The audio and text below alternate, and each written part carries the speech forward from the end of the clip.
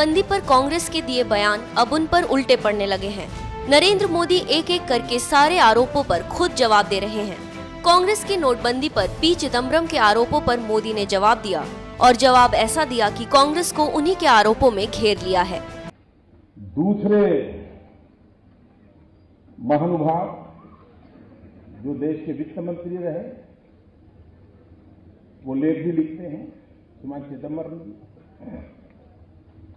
उन्होंने कहा कि हमारे देश में 50% गांवों में अभी भी बिजली नहीं है, तो कैशलेस कैसे करोगे? अब बताइए साहब, कहीं पर बिजली थी किसी गांव में, मैंने आकर के खंभा उखाड़ दिएगा।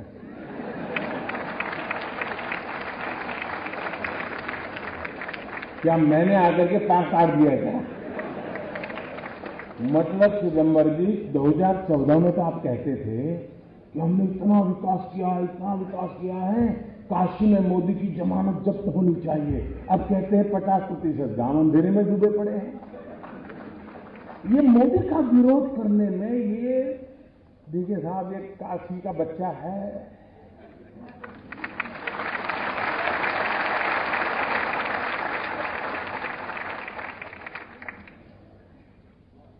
काशी की जनता ने मुझे पाला,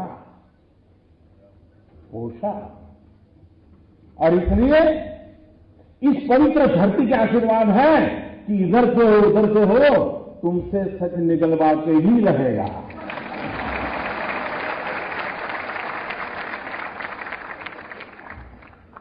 राहुल के भूकंप वाले बयान पर प्रधानमंत्री मोदी ने जवाब दे दिया है और जवाब ऐसा दिया है कि अब भूकंप आने की संभावना को ही खत्म कर दिया। प्रधानमंत्री नरेंद्र मोदी ने राहुल की मिमिक्री भी की और कांग्रेस उपाध्यक्ष पर तीखा हमला करते हुए कहा है कि 2009 में तो पता ही नहीं चलता था कि इस पैकेट में क्या है।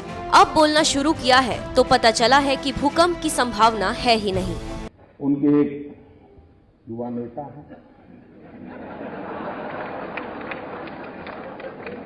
अभी भाषण सीख रहे हैं, ऐसा हो गया।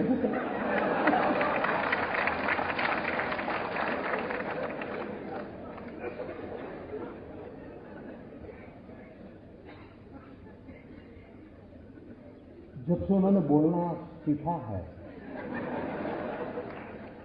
और बोलना शुरू किया है, मेरी खुशी का कोई पार नहीं है।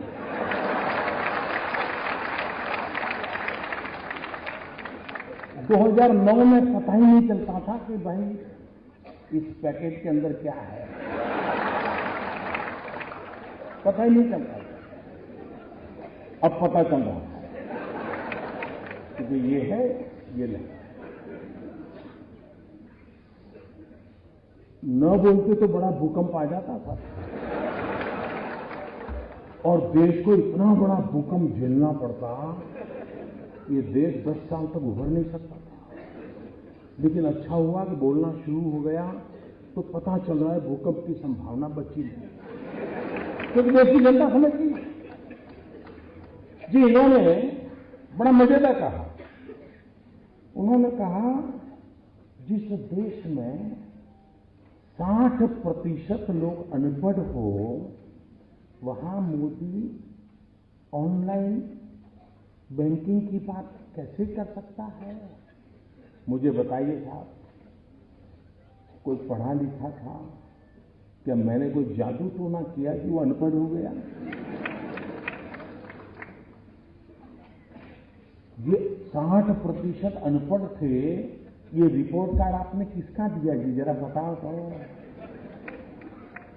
भाइयों बहनों, ये क्या कर रहे हैं उनको भी समझ नहीं है।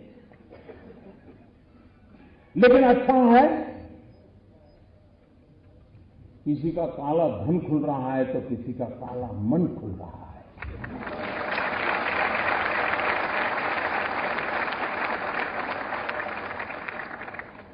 लेकिन देश साफ सुथरा होकर के, स्वच्छ होकर के सोने की तरफ तप करके निकलेगा, इस विश्वास के साथ में लगा। बीएचयू में पीएम मोदी ने नोटबंदी को लेकर लगातार हो रहे हमले का जवाब दिया।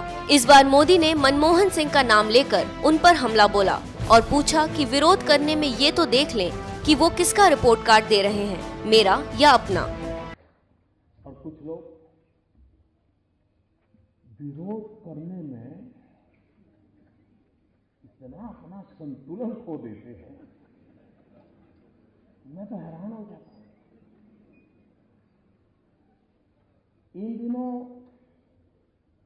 अब इस पर तो बोल नहीं पाते, कह नहीं सकते कि काला धन नहीं है, कह नहीं सकते कि भ्रष्टाचार नहीं है, ये भी नहीं कह सकते कि जाना नहीं चाहिए, तो लेकिन कुछ तो बोलना है तो क्या बोले, लेकिन बोलने में ऐसी गड़बड़ करते हैं, ऐसी गड़बड़ करते हैं जी।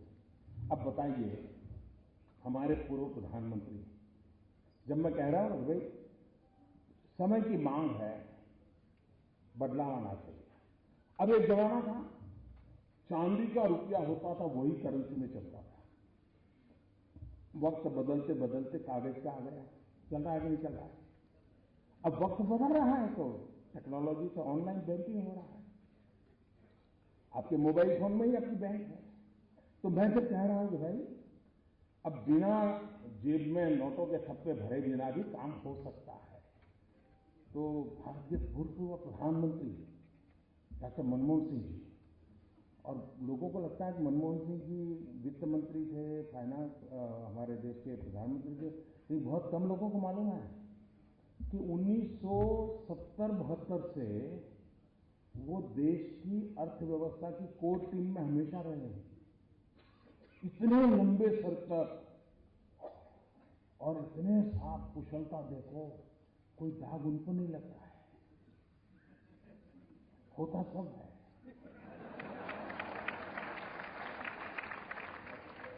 उन्होंने अभी ऐसा कहा, जब मैं कैशलेस की बात करता हूं, उन्होंने कहा कि जिस देश में 50% लोग गरीब हो, वहां ये टेक्नोलॉजी वगैरह कैसे हो सकता है। अब मुझे बताओ भाई, ये वो अपना रिपोर्ट कार्ड दे रहे हैं कि मेरा दे रहे हैं?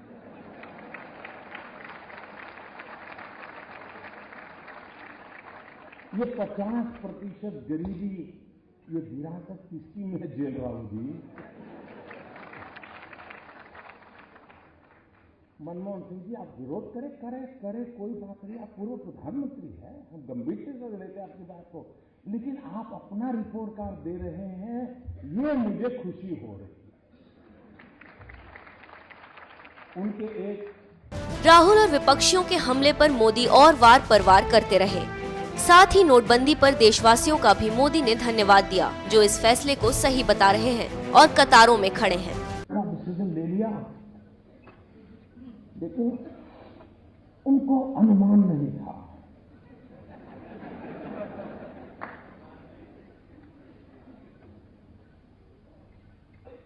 ये बात सही है कि बहुत सी चीजों का मैंने अनुमान किया था, लेकिन एक चीज का अनुमान करने में विफल हो गया मैं नहीं कर पाया।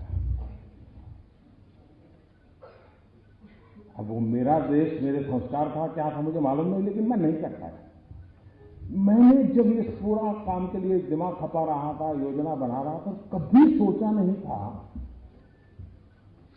कि देश के राजनेता कुछ और कुछ राजनीतिक दल हिम्मत के साथ बेईमानों के साथ खड़े हो जाएंगे।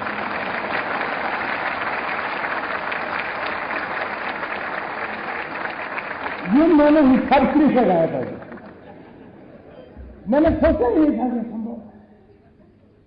और आपको मालूम है, अब मैं भी सोच रहा हूं ये सब कैसे हो रहा है। पाकिस्तान घुसपैठियों को हिंदुस्तान में भेजना हो तो क्या करता है, वो सीमा पर फायरिंग शुरू कर देता है, तो फिर हमारी फौज भी बिजी हो जाती है उसके साथ, तो इधर उधर चलती रहती है आमने सामने, और लपक करके वो घुस जाते हैं।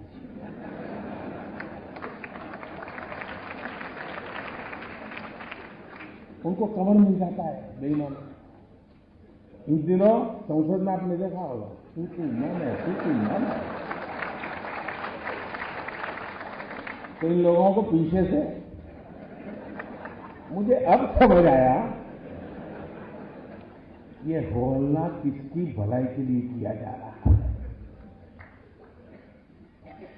पुराने जमाने में देखा होगा आपने, मेले होते मेले, उसमें पिक पॉकेटर आते हैं, तो उनको लगता है ये सबसे बढ़िया जगह है, एक दिन में ज्यादा बिक्री कमाई हो सकती है, जेब कतरे आ जाते हैं। लेकिन वो बड़े चापा चालाक करते हैं।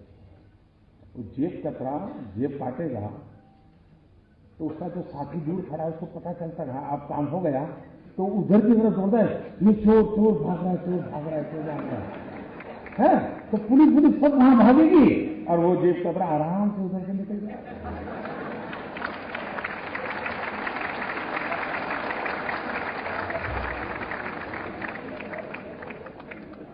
बेईमानों को बचाने के लिए बेईमानों को रास्ता दिखाई दे, न जाने कैसी किसी तरकीब अपनाई जा रही है।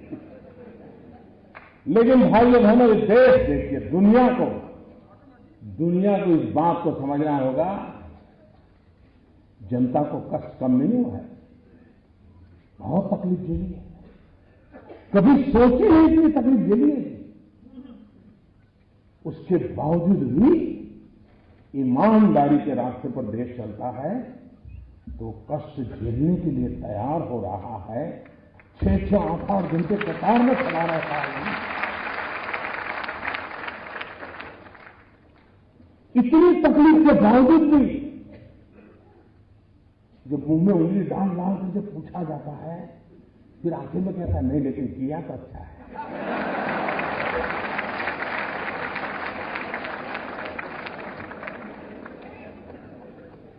साथ